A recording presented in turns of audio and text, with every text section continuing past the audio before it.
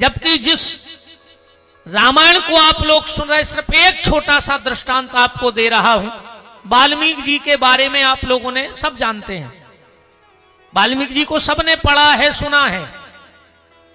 उल्टा नाम जपत जग जाना, वाल्मीकि भय ब्रह्म समाना।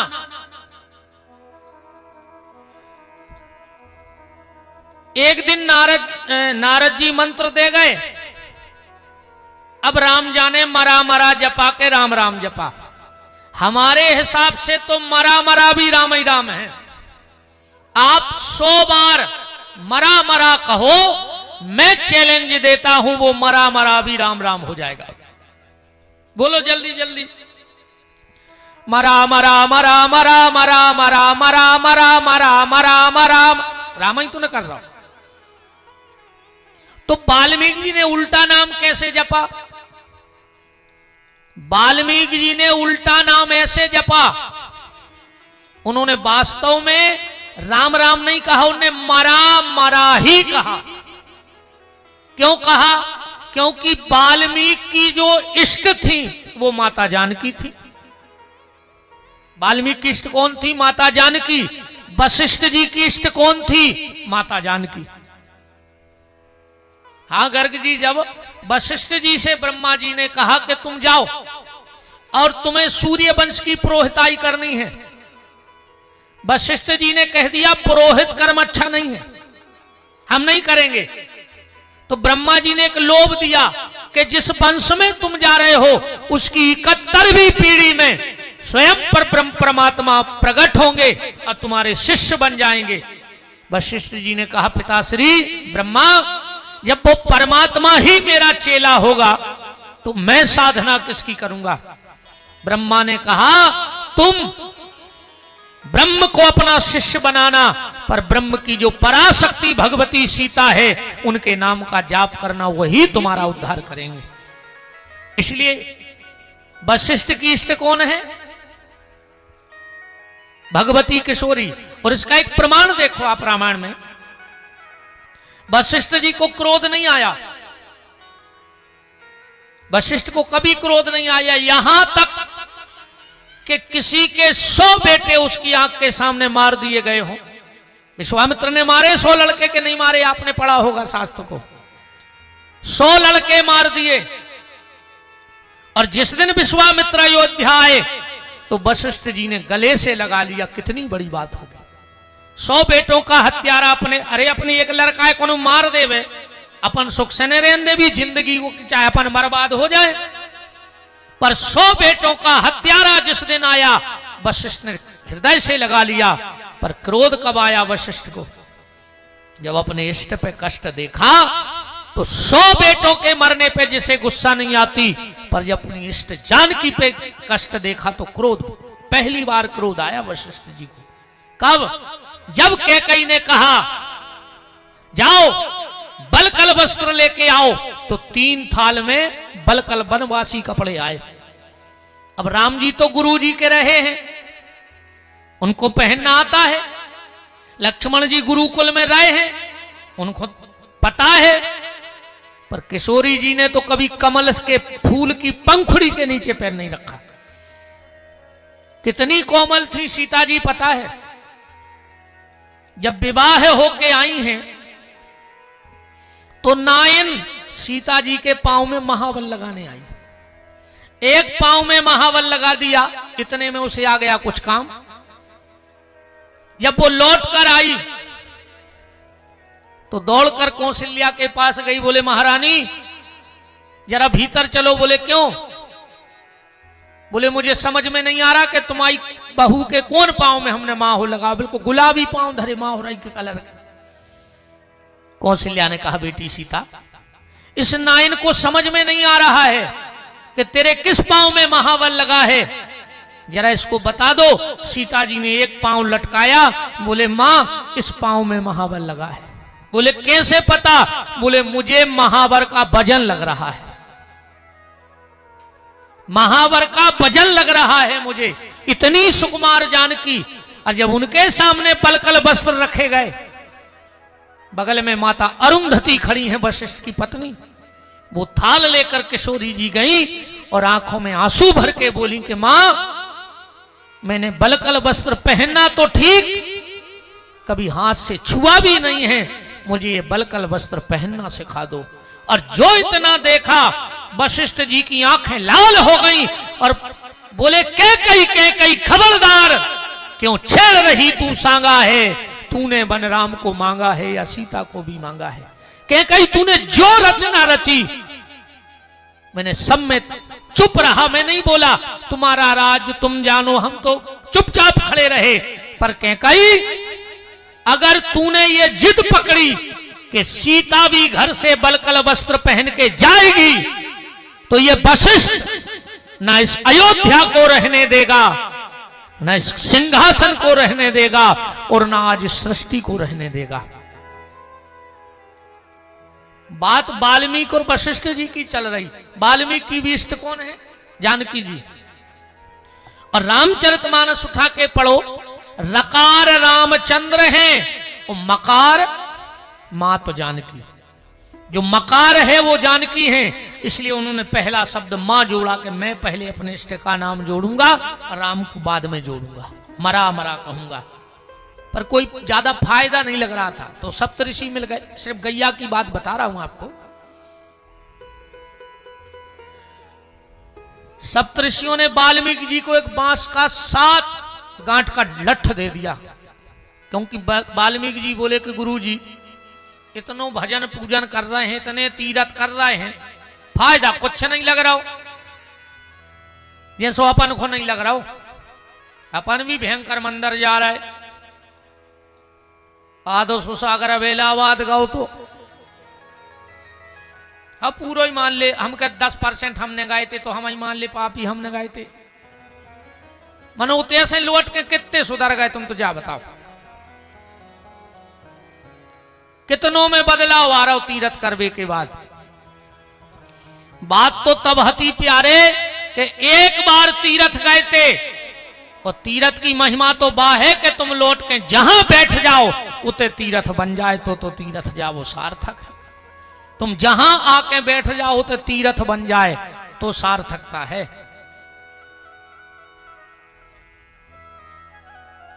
सप्तऋषि बोले जो डंडा ले जाओ वाल्मीकि से, और जिस दिन ये में फुंसा फूट जाए सूखे बांस में, समझ लियो तुम्हारे पाप खत्म, अब तुम रामायण बनाओ।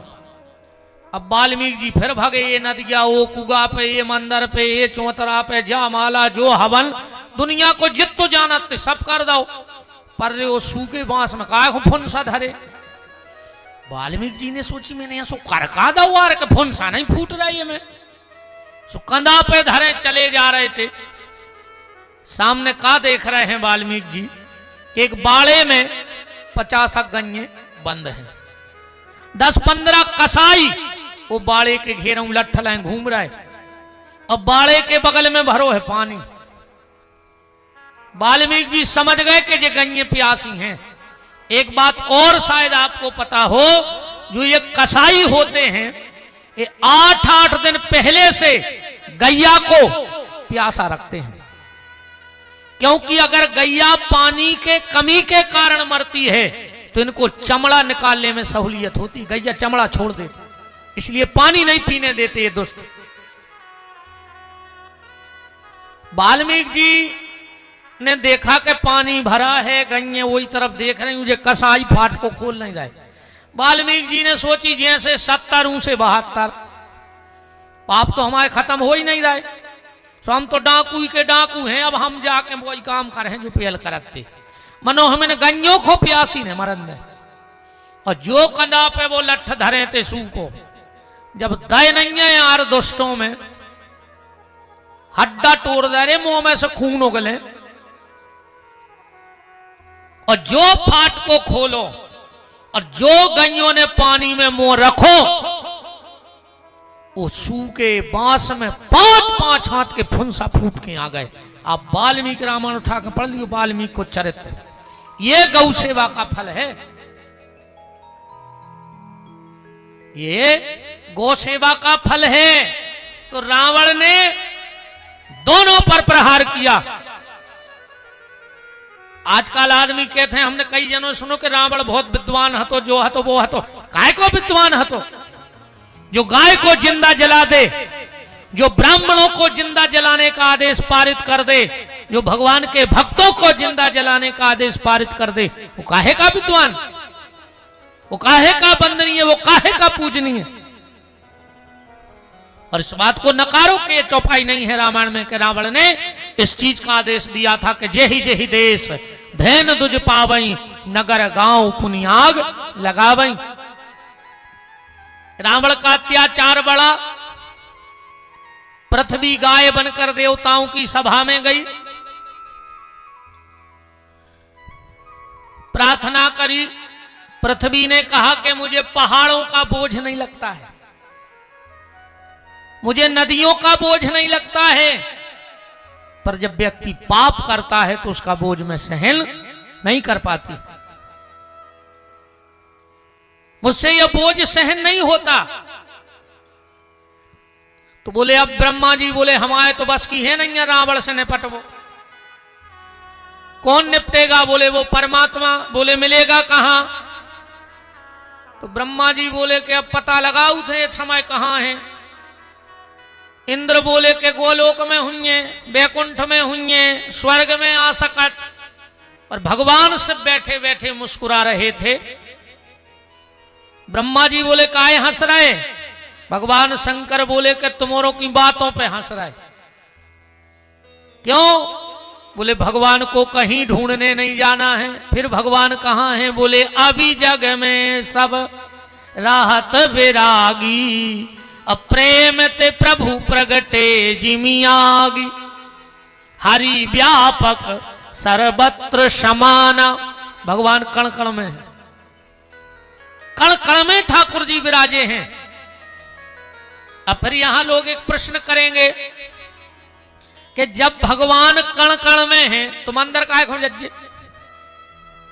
प्रश्न तो कर है आदमी ने कर कि जब पंडित जी कह रहे भगवान कण कण में है तो मंदिर जावे की जरूरत का है? उनके लाने हमारा एक जवाब है कि पृथ्वी के नीचे पानी पानी है कि नहीं है? पृथ्वी के नीचे क्या है? पानी पानी है। जहां तुम लोग बैठे यहां भी पानी है। हम के 100 फुट 200 फुट 500 फुट मनो नीचे पानी है। पर अगर तुम्हें इसी वक्त प्यास लगे आए तो कहते गिट्टा में मुंह मारन लग। अब तुम जा भी नहीं कह सकते कहते पानी नहीं है, ये तई पियो। पर जब प्यास लगेगी तो कहां भगोगे? टंकी की तरफ, नल की तरफ, कुआ की तरफ, नदिया की तरफ, क्योंकि वहां प्रगट पानी है। यहां है तो पर अदृश्य है और वहां प्रगट है। और जहां प्रगट है प्यास वहीं बुझती है, अदृश्यता में प्यास नहीं बुझती। ऐसे परमात्मा उस पानी की तरह है तो कण कण में, पर प्रगट तीर्थों में है, मंदिर में है, देवालय में है। इसलिए इस आत्मा की प्यास बुझाने के लिए हमें परमात्मा के मंदिर जाना पड़ता है। भगवान शिव बोले कि यही है भगवान, इसीलिए ढूंढने की कोई आवश्यकता नहीं है। बोले फिर? बोले प्रेम ते प्रगट हो मैं जाना। भगवान प्रेम से प्रकट होंगे तो बोले प्रार्थना करो। सब देवताओं ने प्रार्थना करी। जय जय सुर नायक जन सुखदायक, प्रणत पाल भगवंता, गोद जिहितकारी जय असुरारी, सिंधु सुधा प्रिय कंता, पालन सुर धरनी अद्भुत करनी, मरम न जाने कोई, जो सहज कृपाला दीन दयाला, करहूं अनुग्रह सोई। आकाशवाणी हो गई जन डर पेऊ, मुनि से दसुरेसा, तुम ही लाग धर हो नर भेसा। बिल्कुल मत डरो, अपने अपने घर चले जाओ, अब हम अवतार लेंगे। बोले किसके यहां? बोले महाराज मनूर शत्रुपा, जो पिछले जन्म में मेरी साधना की और अब वो दशरथ कौशल्या बन गए हैं। आइए हमारे परम श्रद्धेय आचार्य गण आचार्य बड़े भैया श्री राम जी दुबे और आदरणीय बड़े भैया श्री जयराम जी उपस्थित हैं, उनका बहुत बहुत मान है। अच्छा मंदिर का बहुत बहुत धन्यवाद अजय भैया के लिए जो आप पधारे, शर्मा जी के भी लिए बहुत बहुत धन्यवाद। राम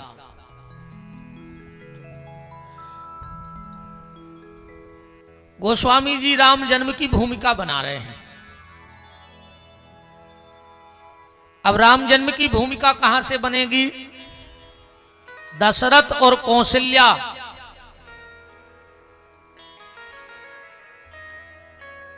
महाराज दशरथ की आयु कितनी हो गई है? 60,000 वर्ष, चौथापन लग गया है। पर महाराज दशरथ के यहां अभी तक कोई संतान नहीं है। पर महाराज दशरथ को चिंता नहीं है। क्यों?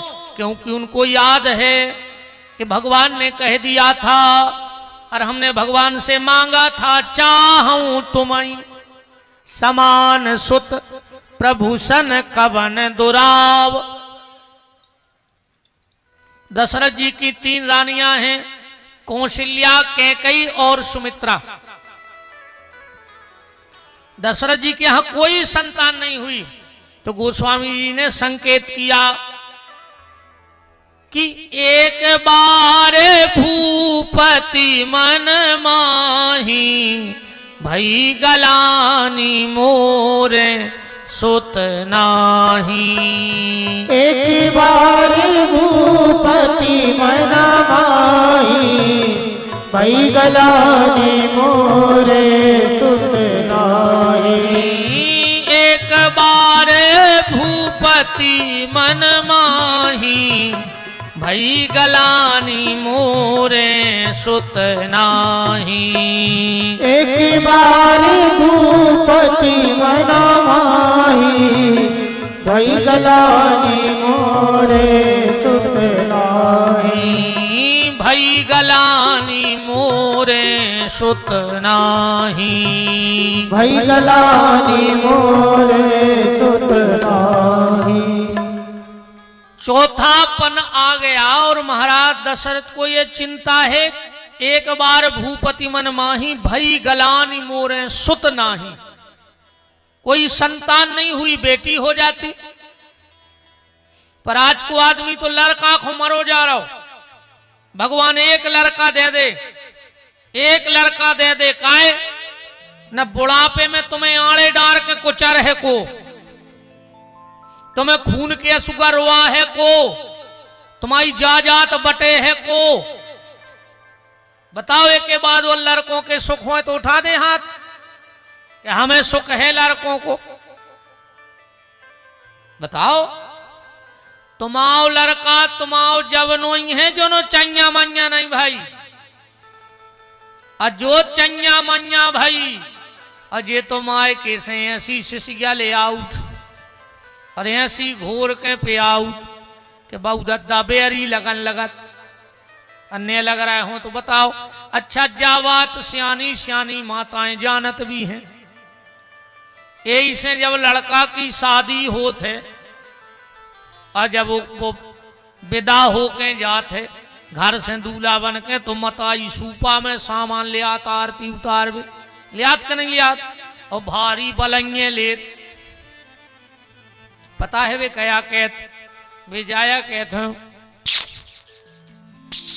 पूतरा आ जाई नौके हमाए हो, माए से तो लौट के आ हो, सो ऐसी महामाया मूल पे बैठ के आ है कि तुम हमारी एक ने मान हो। ब्राज जाओ, ब्राज जाओ, एक ने मान हो, है ना? राम को आज को आदमी ये खो मरो जा रहा हो कि एक लड़का हो जाए और हमारा नाव चल जाए। जरूरी नहीं है कि लड़का नाव चले हैं। धृतराष्ट्र कह रहे सोहते हते के नहीं हते है धृतराष्ट्र को नाव। चलो जे तो हो सकत कम हुन्ये। रावण के तो 1 लख पूत 1.25 लाख नाती, वो कह तो 2.25 लाख हते ने हते 2.25 लाख हते, पर वो को नाव लेवे बारो भाव को के नहीं भाव।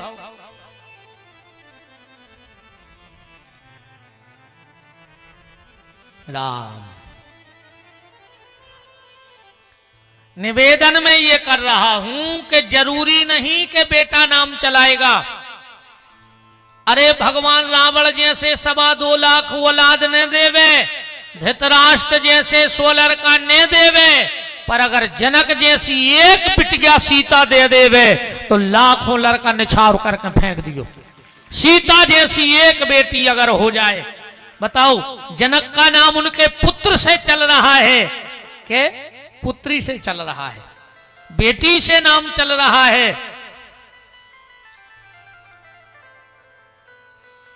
मीरा का नाम, माता सबरी का नाम, कर्मा देवी का नाम, झांसी की रानी का नाम, दुर्गावती का नाम, अवंतिका देवी का नाम, ये अपने किस नाम से चल रहा है? इनके परिवार के बेटी के नाम से चल रहा है कि नहीं चल रहा है?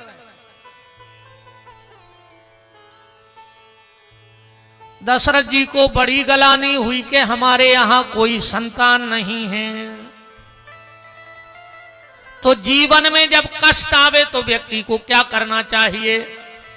नीचे की रामायण की चौपाई लिखी है कि गुरु ग्रह तुरत गए महिपाला, और चरण लाग कर विनय विशाला, निज दुख सुख सब गुरु ही सुनावा।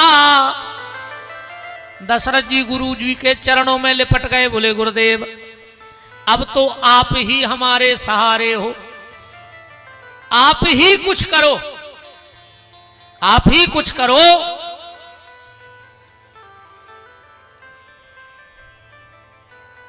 निज दुख सुख, अच्छा दुख और सुख, तो दुख तो जो सुनाओ कि हमारा औलाद नहीं है, सुख का सुनाओ। या फिर कोई ऐसो भी कर ले। दशरथ जी बोले कि गुरुदेव हमारे जीवन में दुख है तो समाना संतान नेति, सो हमारे दुख ने हमें तुम तक पहुंचा दो सुख तक। गुरु क्या है? सुख। तो मेरे दुख में इतनी ताकत है कि उसने मुझे गुरु रूपी सुख से मिलाया। अब मैं ये देखना चाहता हूं कि गुरु रूपी सुख हमें कहां पहुंचाता है। वशिष्ठ जी बोले चिंता मत करो, जब तुम्हारे दुख में इतनी ताकत है कि वो मुझसे मिला सकता है, तो गुरु में भी इतनी ताकत है कि वो गोविंद से मिला सकता है। अब मैं तुम्हें गोविंद से मिला के रहूंगा, भगवान से मिला के। वशिष्ठ जी ने कह दिया राजन यज्ञ करना पड़ेगा। दशरथ जी बोले कितना खर्च हो जाए, आप तो कल से यज्ञ करो। बोले हम वो यज्ञ नहीं कर पाएंगे। देखो कर तो लेते, पर ये बड़ों का बड़कपन होता है कि वो छोटों को मान्यता ज्यादा दे देते हैं। ये बड़ों का बड़कपन है कि वो छोटों को ज्यादा मान्यता दे देते हैं। बोले हम नहीं कर पाएंगे यज्ञ, फिर कौन करेगा? बोले ये यज्ञ श्रृंगी ऋषि करेंगे। रामायण में चौपाई लिखी कि श्रृंगी ऋषि वशिष्ठ बुलावा, ओ पुत्र काम शुभ यज्ञ करावा। ये श्रृंगी ऋषि को आए, दृष्टांत महासागर में कथा आई है। एक विभांडक नाम के महात्मा हुए जो जंगल में तपस्या कर रहे थे। जब इनकी तपस्या पूर्णता पे आने लगी तो रंभा नाम की अप्सरा ने इनकी तपस्या को खंडित कर दिया और इनका तेज गिर गया जमीन में। एक हिरणी ने उस तेज को चाट लिया और वो हिरणी हो गई गर्भ से, उसके गर्भ रह गया।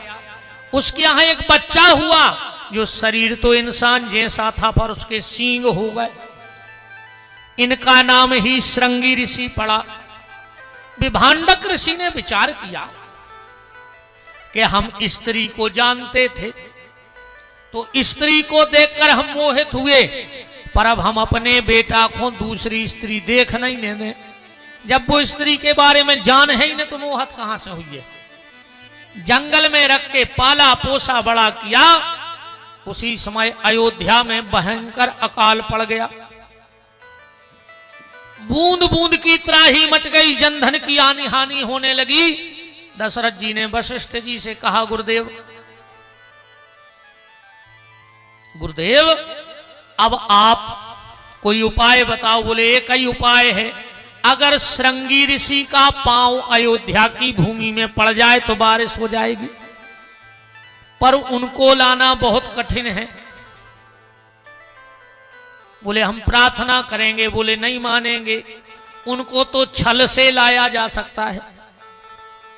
तो छल के द्वारा श्रृंगी ऋषि को अयोध्या लाया गया। भयंकर बारिश हुई, पर जब विभांडक को पता लगा कि दशरथ मेरे पुत्र को छल से उठा ले गया, तो जे फरसा लेके दौरे हैं मारवे, पूरी अयोध्या को विनाश करवे।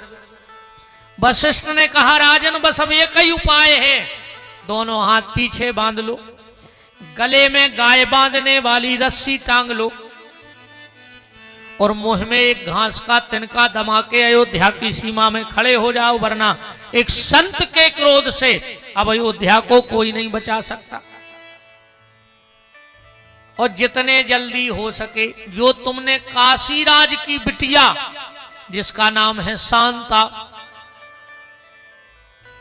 उसका विवाह कर दो श्रृंगी से। तो काशीराज की जो गोद ली हुई बेटी दशरथ जी की थी जिसका नाम था शांता, उसका विवाह किया। और अपनी गद्दी पे जब इतना सम्मान देखा तो विभांडक का क्रोध शांत हो गया। ये दशरथ जी के दामाद भी हैं श्रृंगी ऋषि, उनको बुला लो तो यज्ञ हो जाएगा। दशरथ जी ने कहा, सुमंत जाओ, श्रृंगी ऋषि के यहां निमंत्रण ले जाओ। वशिष्ठ जी बोले रुक जाओ,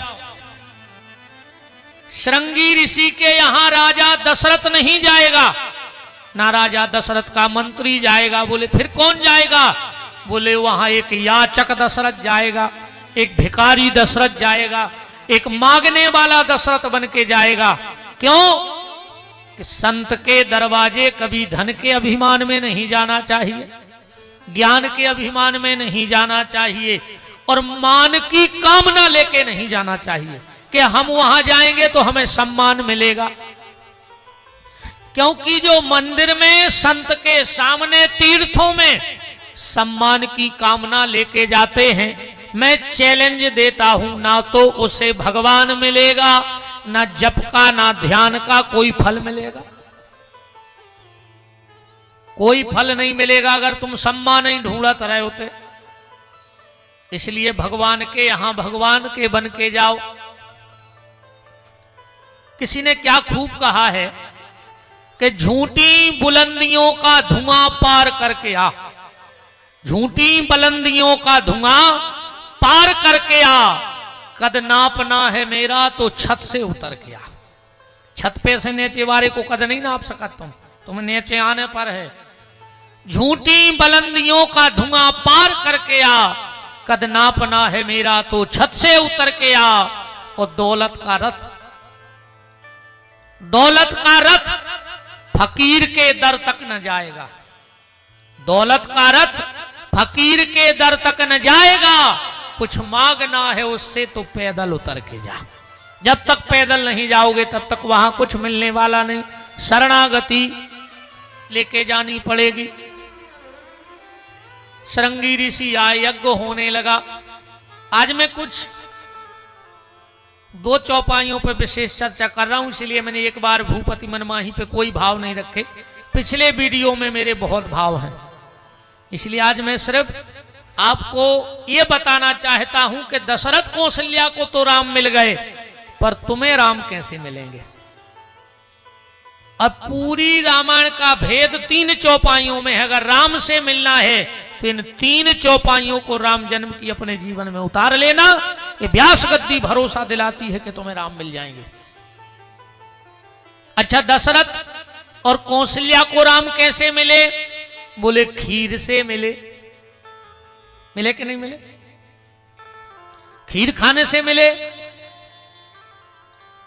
आज उस खीर को समझना है कि वो खीर क्या है, कि हमें भी राम हमारे घर में प्रकट हो जाएं।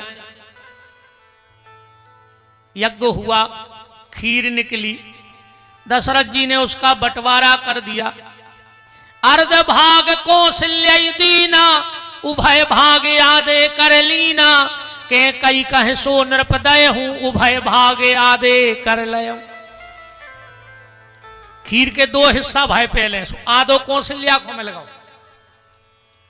अब आधे में के 2 हिस्सा भाई, सो चौथाई के कई को दे दो। आनंद रामायण में ऐसी भी कथा आउट है कि जैसे ही केकई के हाथ पे वह खीर रखी गई, तो एक सुबरचला नाम की अप्सरा, जो संतों के श्राप से गीध बन गई थी, गिद्धी, वो आई और आकर के वो खीर उठाई और उड़ गई। उस समय आंजनेरी पहाड़ पर श्री हनुमान जी की माता अंजनी पुत्र कामना से तपस्या कर रही थी, और वो खीर जाकर के माता अंजनी के हाथ में गिरी, और उसी खीर से हनुमान जी का जन्म हुआ। ऐसा आनंद रामायण का लेख है। और इसीलिए राम जी ने हनुमान जी से एक बात कह दी कि तुम मामा प्रिय भारतई सम भाई। जबकि लक्ष्मण जी संगे खड़े, तो लक्ष्मण को बुरा होने लग कि हम 14 साल से पीछे आने फिर रहे, तो तुम यही कह देते कि तुम मम प्रिय लक्ष्मण सम भाई, पर कह रहे तुम मम। क्यों? राम जी बोले हनुमान, जिस खीर से भारत का जन्म होना था, उसी खीर से तुम्हारा जन्म हुआ है, इसीलिए तुम भी मुझे उतने ही प्यारे हो जितना मुझे भरत प्यारा है। अब इसका एक प्रमाण और देखो,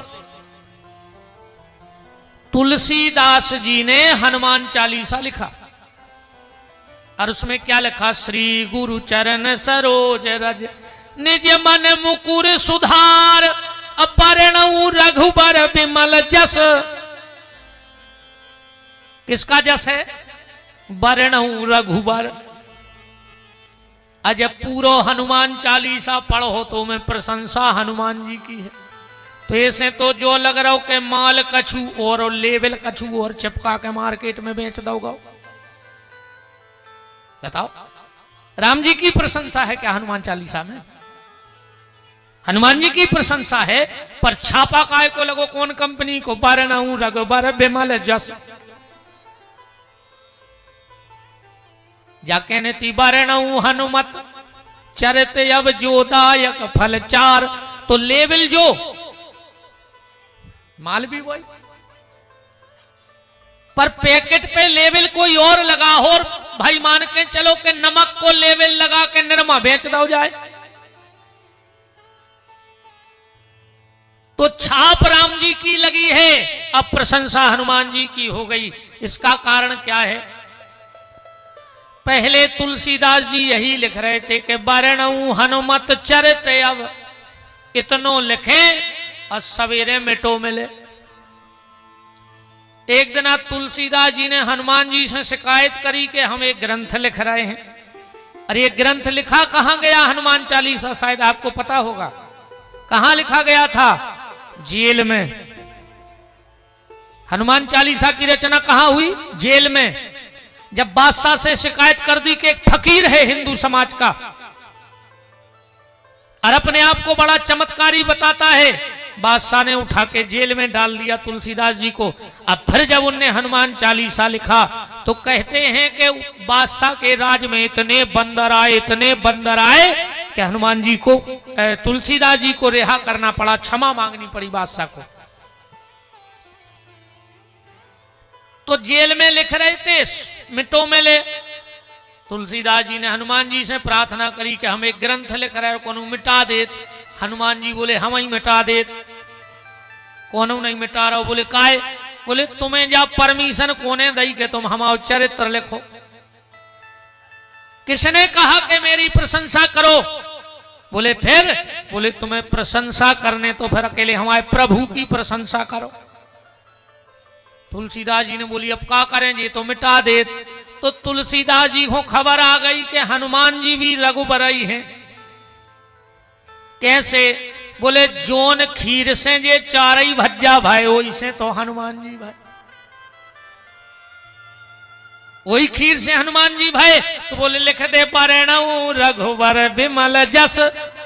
हनुमान जी बोले अब लिख दे। तुलसीदास जी बोले अब कबे आहो? बोले वंदना जो ग्रंथ पूरो हो जाए। हनुमान जी बोले तो आज जो एक बार लिखो भर जाए पूरो। तुलसीदास जी ने जल्दी जल्दी लिखो। लिख के शंकर जी की सील ठप्पा मरवा दी। हो सिद्ध साक्षी गौरी सा। हनुमान जी आए, बोले लिखोगा? बोले हाओ।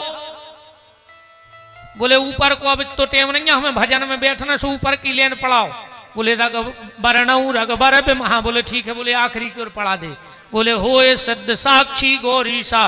तुलसीदास जी बोले हम दस्तखत करवा ले आए। उन्हें पढ़ के कह दी सही है। हनुमान जी बोले जब शंकर जी ने कह दी तो सही कहा, बीच को कछून ने पढ़ो ही नहीं है। बोले वृंदावन बिहारी लाल की जय। वरना हनुमान जी कभी अपनी प्रशंसा नहीं सुनते। और हम सबसे बड़ी गलती ये करते हैं, हनुमान चालीसा और सुंदरकांड हनुमान जी के मंदिर में कितने टाइम करना चाहिए कि हनुमान जी सुने? हनुमान जी सुने, बाकी समय तो हनुमान जी सिर्फ श्री राम जय राम या सीताराम जय सीताराम। हनुमान जी का 24 घंटे में मात्र 3 घंटे का टाइम है खुद का। और उन 3 घंटे में हनुमान जी चौकी लगा के बैठते हैं कि जो भी उस 3 घंटा वो समय कवे है उतने टाइम तुम हनुमान जी के मंदिर चले जाओ, तुम्हारी अगर कामना पूरी न हो तो गारंटी है। अब बाकी तो तुम कितना लगे रहो होते, कुछ नहीं होने का वे सेवा में है, तुम्हारी सुनाई नहीं रहा, वे खुद के भजन में मस्त हैं। तो खीर प्रकट हुई, बात बहुत बढ़ जाएगी। जोग लगन ग्रह बार तिथि सबई भय अनुकूल। जोग क्या है? जोग का मतलब है योग। जब जीवन में योग इकट्ठा होता है तो लगन, लगन कौन सी? पंचांग वाली लगन नहीं, क्योंकि पंचांग की लगन तो चौघड़िया के हिसाब से अच्छी बुरी चलती रहती है, पर क्या सबको फायदा हो जाता है? नहीं होता। तो लगन कौन सी हो? बोले मीरा वाली लगन लग जाए। लगन जो मीरा की घनश्याम से लग गई वो हमारी लगन भगवान से लग जाए तो निश्चित राम मिलेंगे। जोग लगन ग्रह, ग्रह कौन सा? ये नवग्रह अनुकूल नहीं हुए। और नवग्रह की कृपा से राम थोड़ी मिलेंगे कि नवग्रहों में इतनी ताकत है कि राम को बुला दें। नवग्रह कौन सा है? बोले जिस दिन गुरु का अनुग्रह इस जीव पे हो जाता है वो ग्रह है। दशरथ पर वशिष्ठ का अनुग्रह हो गया। जोग लगन ग्रह बार, बार कौन सा? आज कौन सा बार है? इतवार। इतवार का मतलब इतवार और एतवार ये दो अलग शब्द हो गए।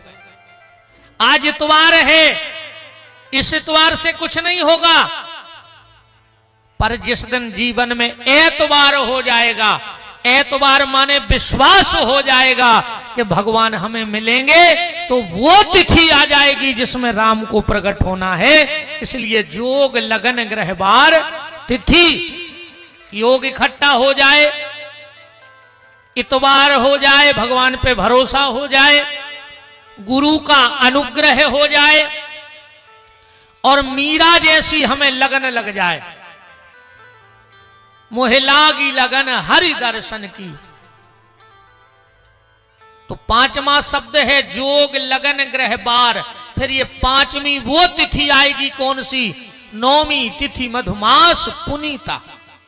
अब नौ के भी कई अर्थ बनेंगे, पर एक अर्थ ये लगा लो कि नवदा भक्ति जिसके जीवन में आ जाएगी उसको राम मिल जाएंगे, ये 9 है। या फिर 9 का अंक पूर्ण अंक है, और जिस दिन तुम्हारे जीवन में पूर्णता आ जाएगी उस दिन राम तुम्हें मिल जाएंगे। चैत के महीने में राम जी आए, मतलब चैत का महीना बसंत का महीना होता है। एक अर्थ चैत माने फागुन और चैत में बसंत रहते, बसंत ऋतु। और बसंत माने होता है विश्वास। बसंत का अर्थ गोस्वामी जी ने विश्वास से किया, पर मेरे हिसाब से जिस दिन चैत आ जाएगा, मतलब तुम्हारा ये चित्त रूपी चैत बसंत से भर जाएगा, मतलब तुम्हारे चित्त में किसी संत की कृपा, माने बसंत तुम्हारे चित्त में किसी संत की कृपा बस जाएगी, वो बसंत है, तो अपने आप शुक्ल पक्ष होगा। शुक्ल माने होता है सफेद। हमारे आचार्य लोग बैठे, शुक्लांबरधरम देवम शशिवर्णम चतुर्भुजम प्रसन्न वदनम ध्यायेत सर्व विघ्नो प्रशांतये। तो शुक्ल माने सफेद। जब तुम्हारे चित्त रूपी चैत में कोई संत की कृपा बसंत बन के बस जाएगी तो शुक्ल माने तुम्हारा चित्त साफ हो जाएगा। और जब चित्त साफ हो जाएगा तो साथ में पक्ष लगेगा, किसका? बोले राम तुम्हारे पक्ष में खड़े हो जाएंगे और कृष्ण तुम्हारे पक्ष में खड़े हो जाएंगे। ये पूरा, अब विवेचना तो बहुत थी पर अब समय हो गया है। तो जोग लगन ग्रह बार तिथि सबई भय अनुकूल, 9 का अंक आ गया, नवदा भक्ति आ जाए, चैत चित्त शुद्ध हो जाए, बसंत संत की कोई वाणी तुम्हारे हृदय में बैठ जाए, तुम्हारा मन शुक्ल माने सफेद हो जाए, तो तुरंत पक्ष में भगवान तुम्हारे खड़े हो जाएंगे। और इसीलिए गोस्वामी जी को लिखना पड़ा, भय प्रगट कृपाला दीन दयाला। दौड़े लग गई है एमएस गार्डन में, क्यों? बोले भगवान आ गए एमएस गार्डन में। कौन कह रहा है? बोले तुलसीदास जी, भय प्रगट कृपाला।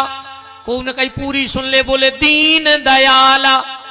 और तेज दौड़न लगे लोग, जनो माइक से एक आवाज छूट गई कि कौशल्या हितकारी। सब अपने अपने घरे लौट गए। बोले काहे? बोले एमएस गार्डन में जोन भगवान आए वे अपने नोई। बोले कौन के आए? बोले कौशल्या हितकारी। वे तो अकेले कौशल्या को हित कर भी आए।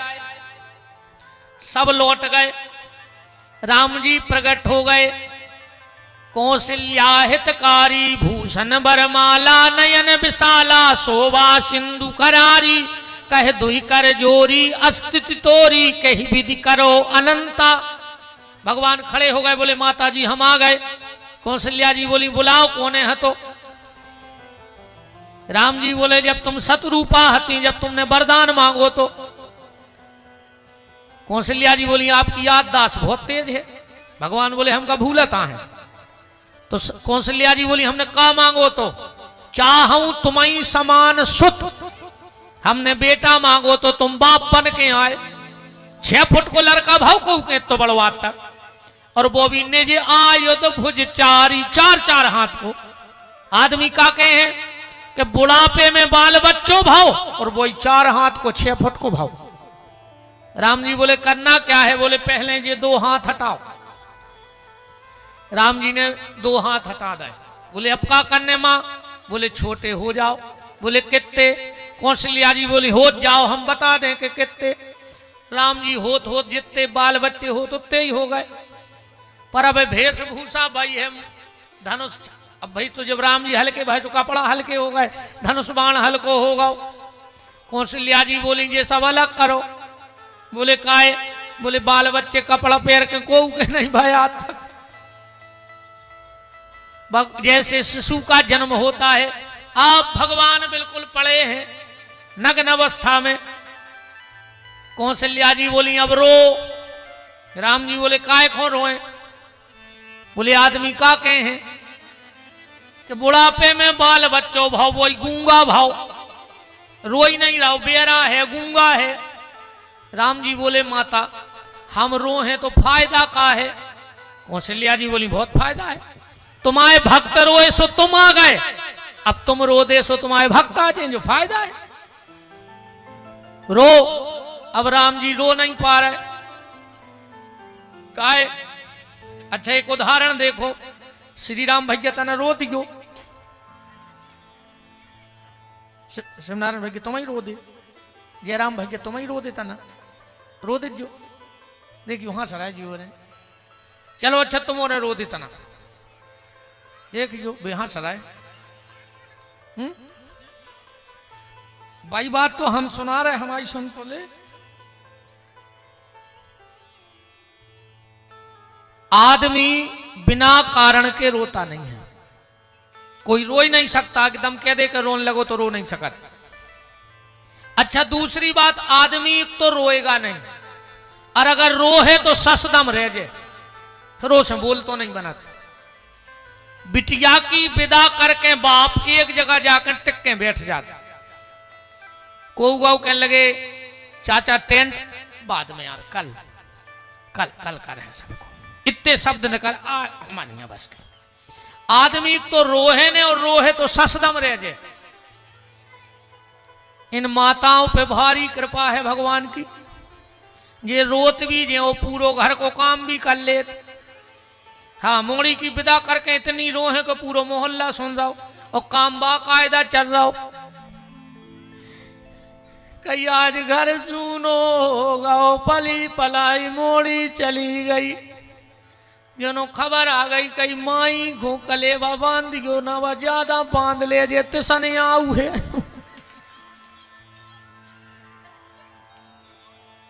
कई फुगा की चप्पलें देख लियो पीछे धरी है, तो न मिठिया देख ले न वो डड़ेल तेल ले जाए। रोत जे और बतिया जे, जब भारी कला है आप औरों में, आदमी रो के बतिया नहीं सके, दम नंजा कौन जे रो नहीं पाए जे बतिया है का, भारी कला है यार। जैसे जब संगीत होते है, जब कलाकार बैठत हैं गावे, अकू तन्नक एक ताल चूक जाए तो ऐसा लगत कि तबला उठा के मुंह से मार देवे। इन पे भारी कृपा जे गाज जे और बतियाज जे, साहुन में भजन भी हो जे बतियाज जे। कैया जागन श्याम जी तुम कब की आ गई री, तारे से ने हमारे, कहीं तुम बैठी जो चाय चढ़ा ले, गंगे तारे से बछड़ा तारे से, कहीं फलानी नहीं आई लगी हूं क्या 5-8 में। जब भारी कला है रे भगवान की। खूब राम जी खूब रोए, को ने आओ रामायण में लिखो सुन बचन सुजाना रोदन ठाना, इतने रोए को नहीं आओ। राम जी चुप हो गए, बोले माता जी हम 1 घंटा के रो रहे, एक नहीं आओ, काहे नहीं आओ? तुलसीदास जी से पूछी के बुलग्गा नहीं दाओ। तुलसीदास जी बोले गलत पंपलेट चिपक गए पूरे सागर में, हमने लिख दो कौशल्या हितकारी। वो नहीं आ रहा को तो कौशल्या क्या है? कौशल्या जी बोले ये पूरे पंपलेट न करवाओ, नहीं लगवाओ, रो में अलग छपवाओ। बोले का कि विप्रधेनु सुर संत हित लीन मनुज अवतार, और निज इच्छा निर्मित तनु सो माया गुण गोपाल। अब तो दौड़े लग गई चारों तरफ से कि भगवान सबके हैं। कौशल्या की दासी गई, महाराज बधाई हो, हमारी महारानी कौशल्या ने एक राजकुमार को जन्म दिया है। इतने में एक और दासी दौड़ के आई, मंथरा कुबड़ी कैकई की दासी, बोले हमारी रानी ने भी एक राजकुमार को जन्म दिया। इतने में सुमित्रा की दासी दौड़ी आई, बोले महाराज बधाई हो, हमारी महारानी ने 2-2 राजकुमारों को जन्म दिया है। अब तो अयोध्या में आनंद लुटने लगा। कि चार चार प्रगट भय ललनवा। सर्वप्रथम